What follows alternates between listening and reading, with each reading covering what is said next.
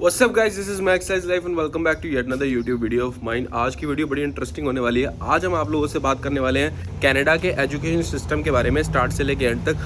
मतलब जब आप कनाडा आते हो, जब लैंड करते हो, तब से लेके जब तक आप ग्रेजुएट नहीं हो जाते हो, वर्क परमिट अप्लाई नहीं कर देते हो, तब तक के जो स्टेप है उनको स्टेप बाय स्टेप आप लोगों के साथ डिस्कस करेंगे। तो वीडियो के एंड तक बने रहना, कोई भी इन्फॉर्मेशन मिस नहीं होनी चाहिए। कनाडा के अंदर लैंड होते हो तो आपने अपना स्टडी परमिट लेना होता है इमिग्रेशन के टाइम पे। तो जब आपका इमिग्रेशन चेकलिस्ट होता है कनाडा के अंदर, वहाँ पे आपको स्टडी परमिट दे देते हैं। उसके अंदर लिखा भी होता है कि आप 20 घंटे काम कर सकते हो ऑन कैंपस, आप लोग अनलिमिटेड काम कर सकते हो। खैर ये तो पता ही होता है, पता नहीं लिखा होता है कि नहीं लिखा होता, बट ये मैं आपको बताता हूँ। ऑन कैंपस आप जितना मर्जी काम कर सकते हो, उसके बाहर ऑफ कैंपस आप 20 घंटे काम कर सकते हो। ये लिखा होता है ऑफ कैंपस आप 20 घंटे काम कर सकते हो। वो जो कागज है वो बड़ा जरूरी है, क्योंकि वही आपका लीगल प्रूफ कनाडा के अंदर आपका स्टेटस है क्या।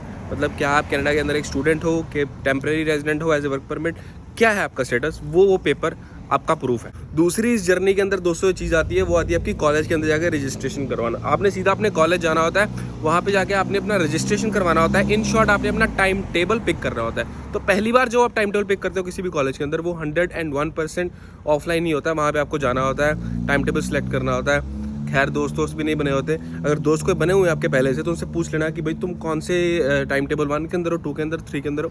उस हिसाब से हम लोग साथ में एडजस्ट कर लेते हैं। लेकिन सबसे ज़्यादा जरूरी ये आपने टाइम टेबल अपनी अवेलेबिलिटी को सोच के लेना होता है। तो आपकी कोशिश ये होनी चाहिए कि आपका जो भी मतलब स्टडी टाइम है ना, वो कम से कम दिनों के अंदर खत्म हो जाए, सो दैट आपको ज़्यादा से ज़्यादा दिन मिल जाए अपने पार्ट टाइम घंटों को पूरे करने के लिए। नहीं तो समटाइम होता है 2 दिन ही मिलते हैं, और 2 दिन के अंदर आपको 20 घंटे नहीं मिलते। रजिस्ट्रेशन होगी, आप कॉलेज के अंदर पहुंच गए। अब नेक्स्ट स्टेप है आपका ओरिएंटेशन। पहले दिन आपकी ओरिएंटेशन होती है। ओरिएंटेशन को अटेंड करना बहुत ज़्यादा जरूरी है। बहुत सारे लोग इसको स्किप कर देते हैं, बट उसमें बहुत सारे ऐसी बिट्स ऑफ इन्फॉर्मेशन होती है जो आपकी थ्रू आउट आपके स्टे के अंदर, थ्रू आउट इनफैक्ट मैं तो बोलूँगा कि आपकी स्टडी के बाद भी चीज़ों के अंदर आपके काम आती है। बहुत नॉलेजेबल चीज़ें होती हैं, कुछ नहीं जाता, थोड़ी देर ओरिएंटेशन होती है, चुपचाप उसको सुन लिया, अपने दिमाग में बिठा लिया, बहुत इंपॉर्टेंट है। अब आ गया दोस्तों वो स्टेप जिसका मुझे लगता है आप सबको बहुत बेसब्री से इंतजार था, कि एक्चुअल में मार्क्स कैसे डिवाइड होते हैं। एक्चुअल में जो स्टडी होती है, कितने परसेंट स्टडी थ्योरी होती है, कितने परसेंट प्रैक्टिकल होती है, कितने परसेंट असाइनमेंट होती है, कितने परसेंट क्विज होते हैं, कितने परसेंट डिस्कशन बोर्ड्स होते हैं, उसके कितने कितने नंबर ऐड होते हैं, उस सब को डिस्कस करेंगे अब राइट नाउ। कोई भी कोर्स हो, 50% फॉर श्योर अराउंड आपकी थ्योरी होती है। मतलब कि 50% ऑफ द जब आपका जो कोर्स है वो आपको थ्योरेटिकली पढ़ना है। उसकी आपकी क्लासेस लगेंगी, और उस क्लासेस के बेस पे जो बेसिकली आपको थ्योरी के हिसाब से नंबर मिलने हैं, वो 50% मिलने हैं।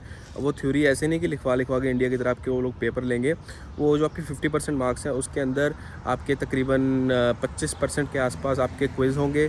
उसके बाद बाकी आपकी 10% के आसपास की कोई और डिस्कशन, कोई और असाइनमेंट होगी, और 5% 10% के आसपास आपकी डिस्कशन होगी। अब ये डिफरेंट टाइप ऑफ जो सब्जेक्ट होते हैं, डिपेंड करता है कि कौन से सब्जेक्ट आपको मिले हैं, कौन से सब्जेक्ट आप पढ़ रहे हो।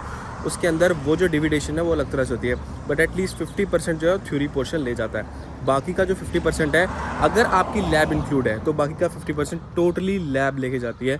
जी हाँ, अगर आपका इस सब्जेक्ट के अंदर लैब और थ्योरी दोनों चीज़ें हैं, तो 50% टोटल लैब लेके जाती है, 50% टोटल थ्योरी लेके जाती है। It's a lot of work. इसीलिए बोलते हैं कनाडा के अंदर हर हफ्ते बंदा कुछ ना कुछ असाइनमेंट, कुछ ना कुछ क्विज, किसी ना किसी चक्कर में हमेशा पढ़ाई होती है। आप लोगों की असाइनमेंट होती है, वो 5 से लेकर 25% तक की असाइनमेंट हो सकती है।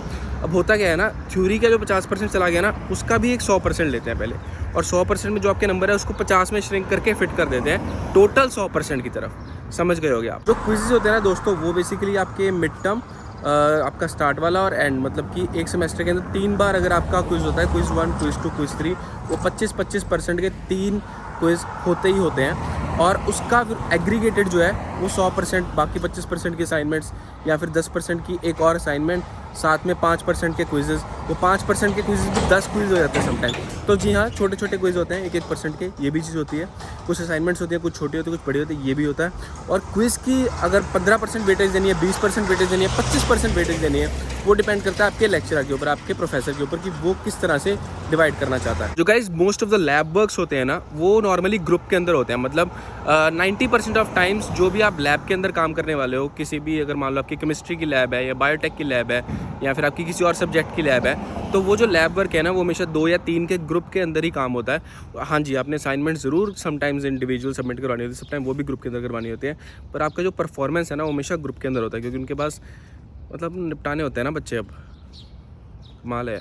मतलब जो आपके पेपर लिखने होते हैं बेसिकली उसको क्विज़ बोल देते हैं। यहाँ पे मल्टीपल चॉइस क्वेश्चन होता है उसके अंदर, वो जो है वो आपके अगर ऑनलाइन क्विज़ होंगे वो 1% वाले होंगे, जो आपको मतलब मान लो किसी लैब के बाद उन्होंने क्विज़ पूछ लिया कि हाँ भाई ये क्विज़ करके बताओ कि आपको लैब के अंदर क्या समझ आया क्या नहीं आया, वो 1% का होगा। पर आपके जो मोटे क्विज़ होते हैं ना, जो 15% वाले जूसी नंबर लेने वाले क्विज़ होते हैं, वो most of the times offline ही होते हैं।